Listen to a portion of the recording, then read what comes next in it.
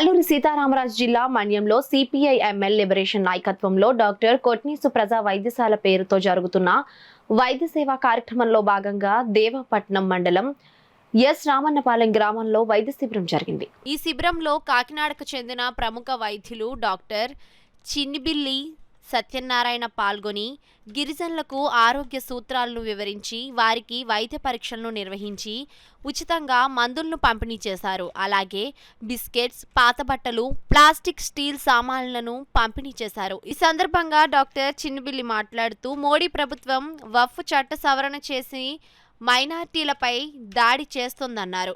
కార్యక్రమంలో CPI ML liberation Kakinada జిల్లా కార్యదర్శి ఏనుగుపాటి అర్జునరావు, జన సాంస్కృతిక మండలి జిల్లా అధ్యక్షులు సోమిశెట్టి ప్రసాదరావు, కార్యదర్శి పల్లా శ్రీను, గిరిజన హక్కుల సాధన సంఘం రాష్ట్ర కన్వీనర్ బచ్చల విప్లవ కుమార్, జై భీమ్ ఆటో యూనియన్ అధ్యక్షులు రాంబాబు, జన సాంస్కృతిక మండలి సభ్యులు శామ్యేలు, రాజు, సింహాచలం, విలియం షేక్స్పియర్, అశోక్ తదితరులు పాల్గొన్నారు.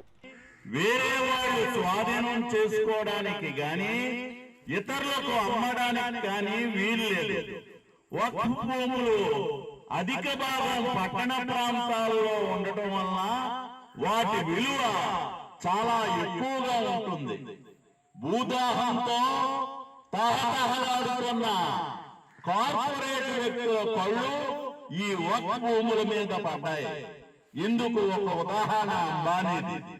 బొంబాయిలో చట్టవిరుద్ధంగా చాలా విలువైన వక్ఫ్ భూమిని అంబానీ కొనుగోలు చేసి అక్కడ తన భార్య కోసం 16,000 కోట్లు వెచ్చించి ఒక రాజ్మహల్ నిర్మించారు. హిందూ రాజ్యం స్థాపించాలనే దిశగా మోడీ ప్రభుత్వం వేస్తున్న అడుగులు తీవ్ర అస్థిరతకు కారణమవుతున్నాయి. ఈ పరిస్థితులలో ఈ చట్ట సవరణలను ఉపసంహరించడమే పరిష్కారం. పోరాడదాం.